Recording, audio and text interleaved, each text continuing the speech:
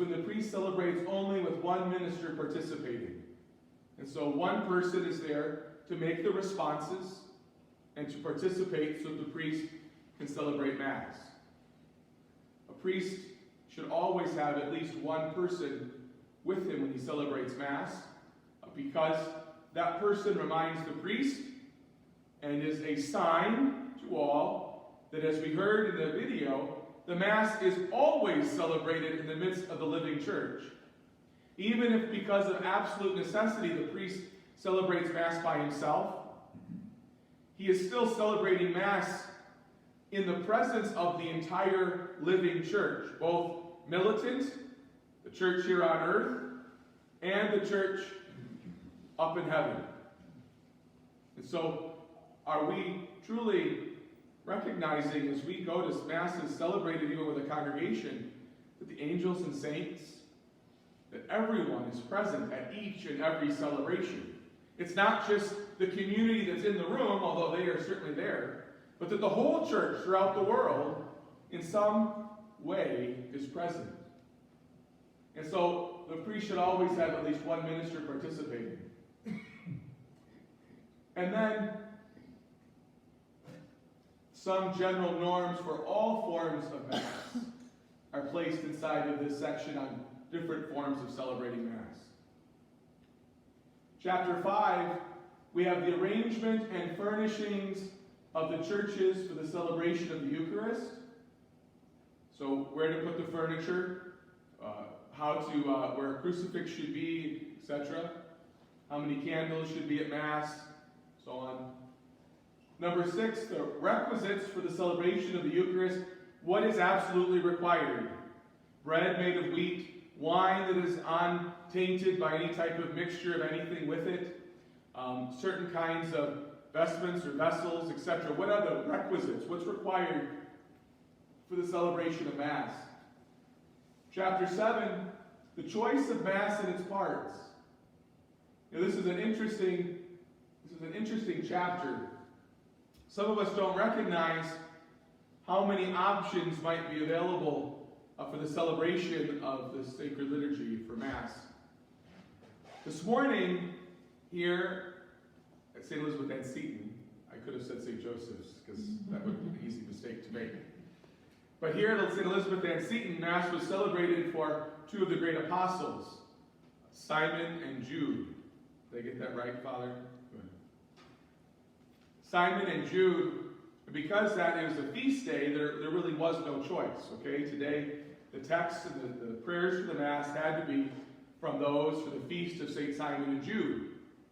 However, on most days during the week, there is no particular feast or solemnity. There is no particular celebration that's mandated by the calendar. And so the priest has the ability to make choices as to which text to use. And this chapter 7 gives the guidelines and outline of how to make those choices of what Mass to celebrate in its parts. This goes very closely along with chapter 8, Masses and prayers for various needs and occasions. Many times, this whole section is ignored by many priests, not purposely or with any kind of malice, I assure you, but just because it's easy to do. Even for me, it's tempting just to not worry about it, because it's just a piece of extra stuff you have to plan for.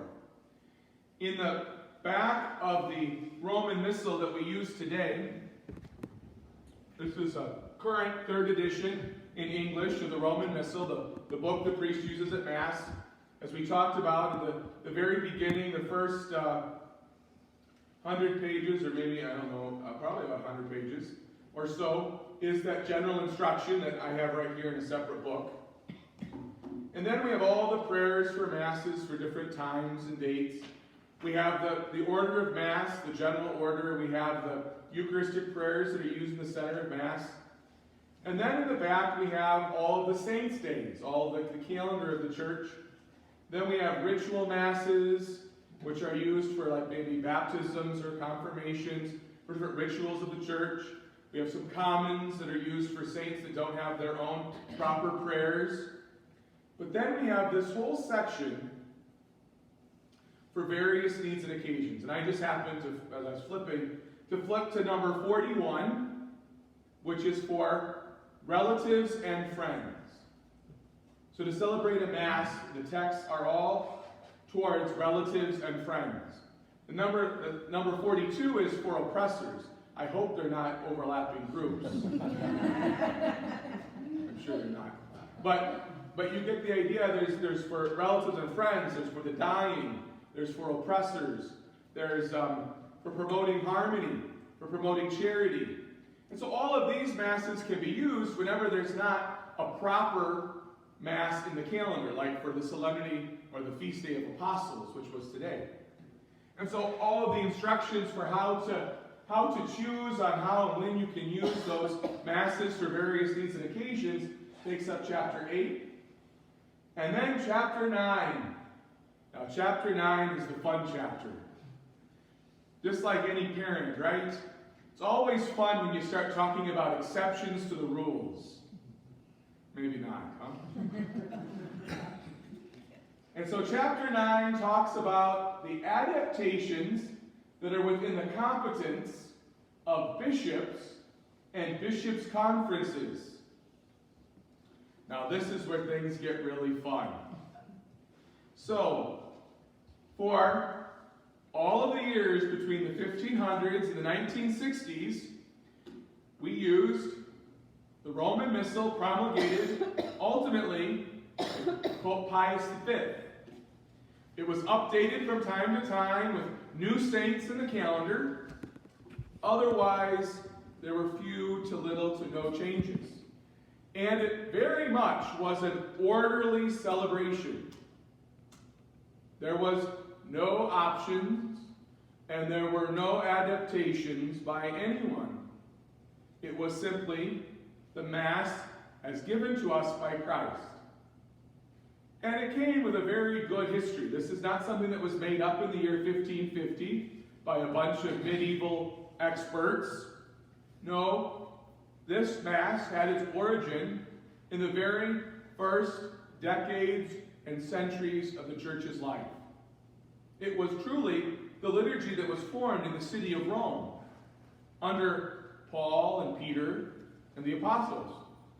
It, of course, did evolve and change between Paul and Peter, the apostles, and the 1500s, but not completely. It was still the same form, the same basic reality, and some of the prayers do actually go back that far. And so one of the major differences between what we as Catholics experienced in worship before 1969, or even, let's say, 1963, was this complete, exacting uniformity of experience. We could be in Japan, we could be in New York, we could be in California, or South America, the Antarctic, we could be on a battlefield in World War II or World War I, and we could be at home in England or in the United States, and when the priest got out his missal, it was the exact same thing. There may have been some differences